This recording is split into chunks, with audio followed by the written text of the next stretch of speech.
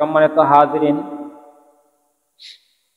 শুরুতেই আপনাদের কাছে প্রশ্ন, গত জুম্মায় আমরা কোন সূরা থেকে আলোচনা করেছি? কাউসার। সঠিক উত্তর। এই সূরার ভিতরে একটা শব্দ আছে আবতার। ইন্না শানিয়াকা হুয়াল আবতার। আবতার শব্দের অর্থ কি? এই সূরার ভিতরে যে আবতার শব্দ আছে, এই আবতার শব্দের অর্থ কি?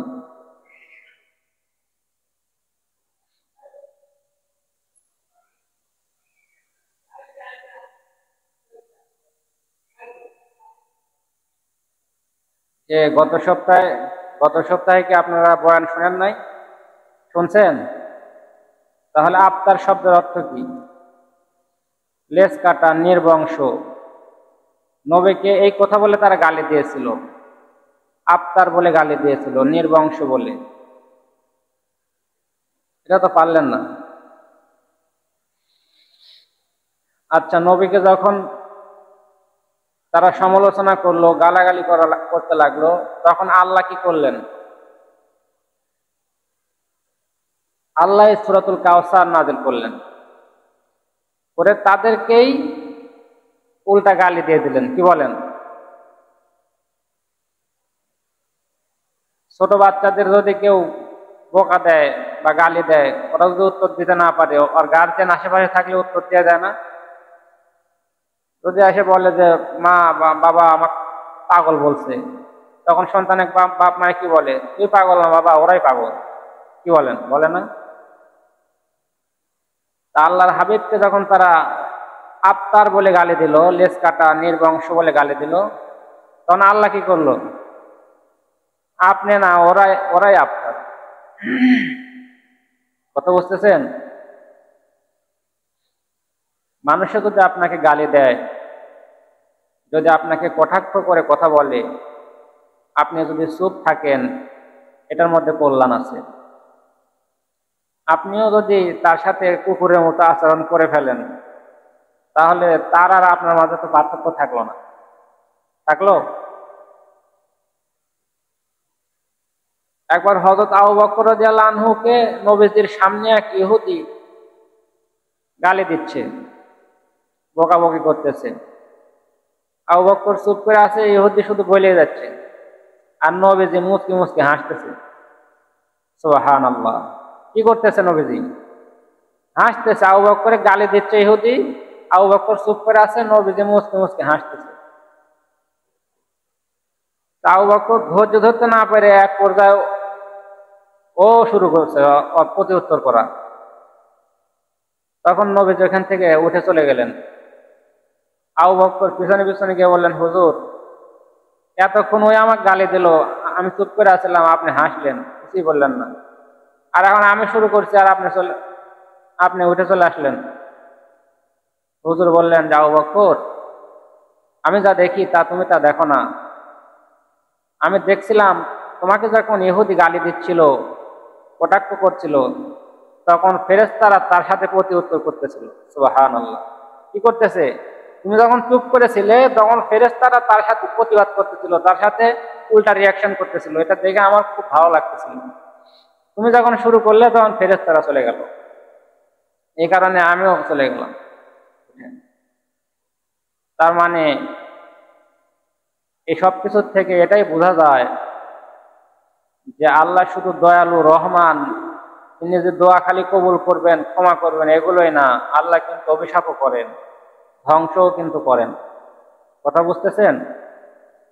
আল্লাহ ভয়ঙ্কর এক রূপও কিন্তু আছে।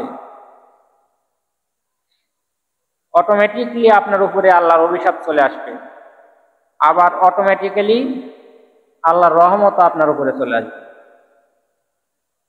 এতক্ষণ যা বললাম, এগুলাই হলো তার শিক্ষা। আপনি যদি এমন কিছু কাজ করে বসেন যে ধ্বংস আপনার উপরে এসে চেপে বসবে, আবার এমন কিছু কাজ, এমন কিছু কথা, এগুলোর দ্বারা আপনার কল্যাণ হবে, আরেকজনের হাত তুলে দোয়াও করা লাগবে না, আপনার সামনে আপনার প্রশংসাও করা লাগবে না। ফেরেশতারা মানুষের জন্য অভিশাপও করে আবার দোয়াও করে। ভালো কাজ করবেন, যেসব ভিজিটর ফেরেশতা আছে পরিদর্শন করে আমাদের চারিদিকে সব সময়, তারা দোয়া করে, মাগফিরাত কামনা করে ওই বান্দাদের জন্য। আর যদি খারাপ কথা বলেন, খারাপ কাজ করেন, তাহলে ফেরেশতারা অভিশাপ করে।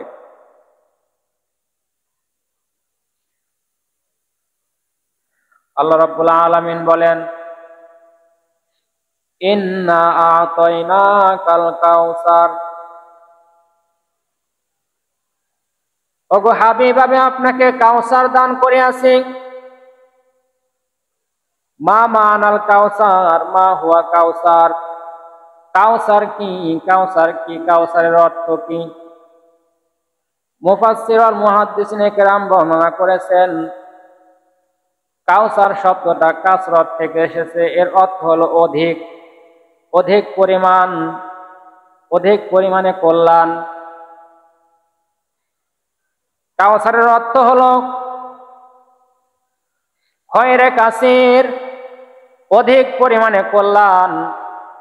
কাউসারের অর্থ হলো খয়রে কাসির, অধিক পরিমাণে কল্যাণ। আল্লাহ রাব্বুল আলামিন তার নবীর জন্য বাজেট পাশ করে দিলেন। নবীকে খুশি করার জন্য, হাবিবুল্লাহকে আল্লাহ খুশি করার জন্য বাজেট দিয়া দিলেন। ইন্না আ'তাইনাকাল কাউসার, কাউসারের অর্থ হলো অধিক পরিমাণে কল্যাণ। কাউসারের অর্থ হলো খয়রে কাসির, কাউসারের অর্থ হলো অধিক পরিমাণে কল্যাণ। তার মধ্যে দুনিয়ার কিছু কল্যাণ আছে, আখিরাতের কিছু কল্যাণ আছে। বিভিন্ন তাফসীরের কিতাবে বিভিন্ন কল্যাণ বর্ণনা করা হয়েছে। এর মধ্যে আমরা কয়েকটা আপনাদের সামনে পেশ করব। তারা যে বলেছিল মুহাম্মদ যেদিন এই দুনিয়ার জমিন থেকে বিদায় হয়ে যাবে, সেদিন তার নাম নিশানায় জমিন থেকে মুছে যাবে। মুহাম্মদ যেদিন এই দুনিয়ার জমিন থেকে বিদায় হয়ে যাবে, তার অনুসারীরাও থাকবে না। মুহাম্মদ যেদিন এই দুনিয়ার জমিন থেকে বিদায় হয়ে যাবে, সেদিন তার জন্য কান্নার মতন কেউ থাকবে না। এই তিনটা বিষয় আপনাদের মনে রাখা লাগবে। তারা যে তিনটা কথা বলেছিল, এই তিনটা বিষয়ের উপরে আজকে আলোচনা।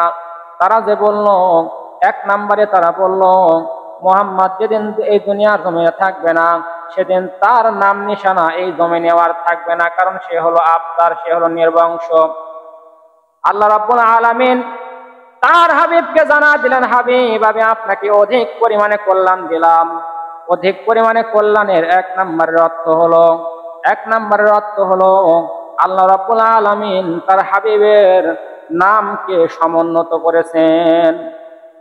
অধিক পরিমাণে কল্যাণের এক নাম্বার কল্যাণ হলো আল্লাহ রাসূলের নামকে আল্লাহ সমুন্নত করেছেন। আল্লাহ যদি কারো নাম সমুন্নত করেন, তার নামকে কেউ বদনাম করতে পারবে বা ধ্বংস করতে পারবে, নষ্ট করতে পারবে? আল্লাহ যদি কারো নাম সমুন্নত করেন, তাহলে তার নামকে কেউ খারাপ করতে পারবে না। আল্লাহ রাব্বুল আলামিন বলেন, আলাম নাশরাহ লাকা সাদরাক ওয়া ওয়াদানা আনকা বিজরাক আল্লাযী আনকাদা যাহরাক ওয়া রাফা'না লাকা যিকরাক। এই যে রাফা'না লাকা যিকরাক, আমি আপনার স্মরণকে সমুন্নত করলাম। আল্লাহ রাব্বুল আলামিন তার হাবিবের স্মরণকে সমুন্নত করে দিলেন, তার হাবিবের নামটাকে সমুন্নত উচ্চ করে দিলেন। কেমন করে? আল্লাহ রাব্বুল আলামিন বলেন, আমি হলাম রব্বুল আলামিন, তোমাকে দিয়া দিলাম রাহমাতুল লিল আলামিন। আল্লাহ রাব্বুল আলামিন তিনি বলেন, আমি হলাম লা ইলাহা ইল্লাল্লাহ, তুমি হলা মুহাম্মাদুর রাসূলুল্লাহ সাল্লাল্লাহু আলাইহি ওয়াসাল্লাম। যেখানে আল্লাহ সেখানেই মুহাম্মদ। লক্ষ্য করিয়া দেখুন, মুহাম্মাদের নাম নিশানা কিন্তু এই জমিন থেকে মুছিয়া যায় নাই, বরং পৃথিবীর আনাচে কানাচে মুহাম্মাদের নাম ছড়ায় রয়েছে। সুবহানাল্লাহ। আল্লাহ তার হাবিবের নামকে সমুন্নত করেছেন। আল্লাহ রাব্বুল আলামিন বলেন, হাবিব তোমার নামকে আমি সমুন্নত করলাম। আল্লাহ রাব্বুল আলামিন কোরআনের আরেক আয়াতের মধ্যে বলেন, তোমরা আমার নবীর উপরে দরুদ পড়ো। ইন্নাল্লাহা ওয়া মালাইকাতাহু ইউসাল্লুনা আলান নবী ইয়া আইয়ুহাল্লাযীনা আমানু সাল্লু আলাইহি ওয়া সাল্লিমু তাসলিমা। নিশ্চয় আমি আল্লাহ আমার হাবিবের উপরে দরুদ পাঠ করি, আমার ফেরেশতারাও আমার হাবিবের উপরে দরুদ পাঠ করে। সুতরাং হে মুমিন মুসলমানরা, তোমরাও আমার নবীজির উপরে দরুদ সালাম পাঠ করো। লক্ষ্য করিয়া দেখুন, সব সময় নবীর নাম কিন্তু চলতেই আছে। মসজিদে ঢোকার সময় কি বললেন? আসসালাতু আসসালামু আলাইকা ইয়া রাসূলুল্লাহ, আল্লাহুম্মা ইফতাহ লি আবওয়াবা রাহমাতিক। আযানের মধ্যে নবীজির নাম, নামাজের মধ্যে নবীজির নাম, সব জায়গায় নবীজির নাম। আজকে বিজ্ঞান গবেষণা করে তারা স্বীকার করতে বাধ্য হয়েছে। লক্ষ্য করিয়া দেখুন, এই বাতাসের মধ্যে আমাদের কথা কিন্তু ভাসিয়া বেড়ায়। বিজ্ঞান গবেষণা করে স্বীকার করতে বাধ্য হয়েছে, মানুষের কথা কিন্তু বাতাসের মধ্যে ভাসিয়া বেড়ায়। আমরা যে কথা বলি এই কথাটা কিন্তু বাতাসের মধ্যে ভেসে বেড়ায়। এই যে বাংলাদেশের জমিনে, এই বাংলাদেশের জমিনে 64 জেলা, প্রত্যেক জেলায় জেলায় আজান হয়, এক টাইমে কিন্তু হয় না। এই জায়গা থেকে আরেক জেলার সময় কিন্তু 2 মিনিট কম, আরেক জেলার সময় কিন্তু 2 মিনিট কম। বিভিন্ন জেলায় বিভিন্ন টাইমের আপ ডাউন, বিভিন্ন টাইমে আজান হইতেছে। আবার বাংলাদেশের চাইতে ইন্ডিয়ার টাইম কিছু কম বেশি আছে, আবার ইন্ডিয়ার চাইতে পাকিস্তানে কিছু কম বেশি, এরকম ভাবে আমেরিকাতে আরো কম বেশি, এরকম ভাবে সৌদি আরবে আরো কম বেশি। এরকম ভাবে বিজ্ঞান গবেষণা করে দেখলো যে এই বাংলাদেশের সহ প্রত্যেকটা পৃথিবীর রাষ্ট্রে যে মুহাম্মাদের নামগুলো চলতেছে, আজানগুলো চলতেছে, এই যে সারাটা দিন এমন কোন সেকেন্ড নাই, এমন কোন মিনিট নাই যে মিনিটে আজান নাই, আর এমন কোন আজান নাই যে আজানে মুহাম্মাদের নাম নাই। সুবহানাল্লাহ। আল্লাহর নবীর নাম নিশানা কি মুছে গেছে? তারা যে বলেছিল যে মুহাম্মদ যেদিন এই দুনিয়ার জমিনে থাকবে না, সেদিন তার নাম নিশানাও এই জমিনে থাকবে না, মুছে গেছে না আছে? 2 নম্বরে তারা কি বলেছিল? মুহাম্মদ যেদিন এই দুনিয়ার জমিনে থাকবে না, সেদিন তার অনুসারীরাও থাকবে না। 1 নম্বরে বলেছিল যেদিন মুহাম্মদ থাকবে না, সেদিন তার নাম নিশানা থাকবে না। 2 নম্বরে বলেছিল মুহাম্মদ যেদিন এই দুনিয়ার জমিনে থাকবে না, সেদিন তার অনুসারীরাও থাকবে না। অনুসারীরা আছে না নাই? নবীদের অনুসারী কি আছে না নাই? আছে না? 1500 বছর পরে আজকেও নবীজির অনুসারী লক্ষ্য করে দেখেন, কোটি কোটি অনুসারী। কিয়ামতের ময়দানে হুজুর সাল্লাল্লাহু আলাইহি সাল্লাম এক হাদিসের মধ্যে বলেন, কিয়ামতের সাহাবীদেরকে বলেন, ও আমার সাহাবীরা, আমি একটি স্বপ্ন দেখেছি, তোমাদেরকে কি স্বপ্নটা বলবো নাকি? সাহাবীরা বলেন, জি হুজুর বলেন। নবীজি বলেন, আমি স্বপ্নে দেখলাম হাসরের ময়দান কায়েম হয়ে গেছে। হাসরের ময়দান কায়েম হওয়ার পরে সমস্ত নবীরা তাদের উম্মতদেরকে নিয়ে আল্লাহর সামনে হাজিরা দিতেছে। কোন নবীর 5 জন উম্মত নিয়ে আল্লাহর সামনে হাজিরা দেয়, কোন নবীর 10 জন উম্মত নিয়ে আল্লাহর সামনে হাজিরা দেয়, কোন নবীর 40 জন, কোন নবীর 80 জন, আবার কোন নবীর 1 জন নাই। আমি লক্ষ্য করিয়া দেখলাম একজন নবী আগে আগে যায়, তার পিছন পিছনে লক্ষ লক্ষ উম্মত যায়। আমি আল্লাহকে ডাক দিয়ে বললাম, আল্লাহ, এই মানুষটাকে লক্ষ লক্ষ উম্মত নিয়ে আজকে হাসরের ময়দানে বাহার করতে করতে, ফখর গর্ব করতে করতে, গর্ব করিয়া বুক উঁচু করিয়া সামনে সামনে হেঁটে যায়। আল্লাহ রাব্বুল আলামিন বলেন, মুসা নবী তিনি 6 লক্ষ উম্মত নিয়ে আমার কাছে দণ্ডায়মান হয়েছে, আমার সামনে হাজিরা দিতে এসেছে। আমার নবী ডাকতে বলে, আল্লাহ, মুসা নবী এত উম্মত নিয়ে তোমার দরবারে হাজির হয়, আল্লাহ আমার উম্মত কি কম নাকি? আমার উম্মত কি কম নাকি? আজকে কি হাসরের ময়দানে কি আমি ছোট হয়ে যাব নাকি? আল্লাহ রাব্বুল আলামিন বলেন, ওগো হাবিব, আপনি চিন্তা করবেন না, টেনশন করবেন না, আপনার বাম দিকে তাকিয়ে দেখুন। নবীজি আমার বাম দিকে তাকিয়ে দেখে শুধু মাথা দেখা যায়, মাথা দেখা যায়, আসমান পর্যন্ত মাথার মাথা। এবার নবীজি আপনি ডান দিকে তাকান, ডান দিকে তাকায় দেখে শুধু মাথা দেখা যায়, মাথা দেখা যায়। আল্লাহর হাবিব ডাক দিয়ে বলেন, আল্লাহ, এই মানুষগুলো কারা? শুধু মাথা দেখা যায়। আল্লাহ রাব্বুল আলামিন ডাক দিয়ে বলেন, হাবিব, এরাই হলো আপনার উম্মাত। সুবহানাল্লাহ। আমি আপনাকে ছোট করব না, এই জন্য আল্লাহর হাবিব বলেন, উম্মাত, তোমরা বেশি বেশি করে সন্তান জন্ম দাও, যেন হাসরের ময়দানে উম্মতদেরকে নিয়ে আমি ফখর করতে পারি, গর্ব করতে পারি। আজকে লক্ষ্য করে দেখেন যে মানুষ জন্ম নিয়ন্ত্রণের একটা চক্রের মধ্যে পড়ে গেছে। এটা ইহুদি নাসারাদের একটা চক্রান্ত। সন্তানদেরকে হত্যা করা হইতেছে, জন্ম নিয়ন্ত্রণের মাধ্যমে সন্তানদেরকে হত্যা করা হইতেছে, এটা কোরআন হাদিসের বিরোধী। আল্লাহ রাব্বুল আলামিন বলেন, ওয়ালা তাকতুলু আওলাদাকুম খাশিয়াতা ইমলাক নাহনু নারযুকুহুম ওয়া ইয়্যাকুম ইন্না ক্বাতলাহুম কানা কিতান কাবীরা। ওয়ালা তাকতুলু আওলাদাকুম খাশিয়াতা ইমলাক, তোমরা তোমাদের সন্তানদেরকে হত্যা করিও না। নাহনু নারযুকুহুম ওয়া ইয়্যাকুম, তোমরা তোমাদের সন্তানদেরকে হত্যা করো না অভাবের ভয়ে, রিজিকের চিন্তা করে তোমার সন্তানদেরকে তোমরা হত্যা করিও না। আমি যে আল্লাহ তোমাকে রিজিক দেই, তুমি যে এত বড় হইছো, আমি আল্লাহর রিজিক খেয়ে আমি তোমাকে বড় করছি। আমি যেমনি ভাবে তোমাকে রিজিক দেই, তোমার সন্তানদেরকেও আমি আল্লাহ রিজিক দিব। সুবহানাল্লাহ। কিয়ামতের ময়দানে মার্ডার মামলার আসামি হয়ে দাঁড়ানো লাগবে সন্তান হত্যা করার কারণে। পেটের মধ্যে সন্তানকে নষ্ট করে ফেলে, বলে দুইটা হলেই ভালো হয়, দুইটার বেশি নয়, একটা হলে আরো ভালো হয়। এখন একটা নিচে, একটা নিয়া এখন ওইটাও মারা গেছে। দুই বুড়া বুড়ি এখন কান্দে, আমার কেউ নাই, আমার কেউ নাই। ওদের রিজিকের মালিক আল্লাহ। সন্তান জন্ম দিলে যে আপনার খাদ্য কমে যাবে, সমস্যা হবে, এই চিন্তা আপনার না, খাওয়াবেন আল্লাহ। এমনও প্রাণী সমুদ্রের ভেতরে বাস করে যারা প্রতি খাবারের টাইমে 21 টন করে খাবার খায়, 3 বেলা 63 টন খাবার খায়।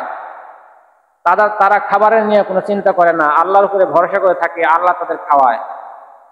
আর আমরা মানুষ 100 গ্রাম চাউলের ভাত খাই। আমাদের চিন্তা পেরেশানি দেখলে মনে হয় যে না খায় মনে হয় মরে যাবো, মনে হয় যে আমার আর বাঁচা নাই। এত রিজিকের চিন্তা আমাদের, এত খাওয়া নিয়ে দুনিয়া নিয়ে আমাদের পেরেশানি। নামাজ কালাম বাদ দিয়ে মাঠের মধ্যে কাজ করতেছে, দোকানে বসে আছে, খুব টেনশন ভাই, খুব টেনশন। আল্লাহর ইবাদত বন্দেগী ছেড়ে দিয়ে এত টেনশন করা যাবে না। এই জন্য আল্লাহর হাবিব বলেন, রে আমার উম্মত, যেই নারী স্বামীকে বেশি ভালোবাসে, যেই নারী সন্তান বেশি জন্ম দেয়, সেই নারীকে বিবাহ করো।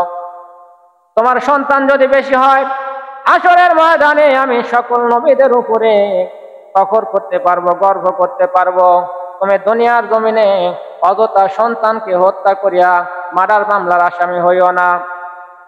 লক্ষ্য করিয়া দেখুন, সারা বাংলাদেশ সহ সারা পৃথিবীতে লক্ষ কোটি মুসলমান নবীর অনুসারীরা কিন্তু বর্তমান 1500 বছর পরেও বিদ্যমান আছে।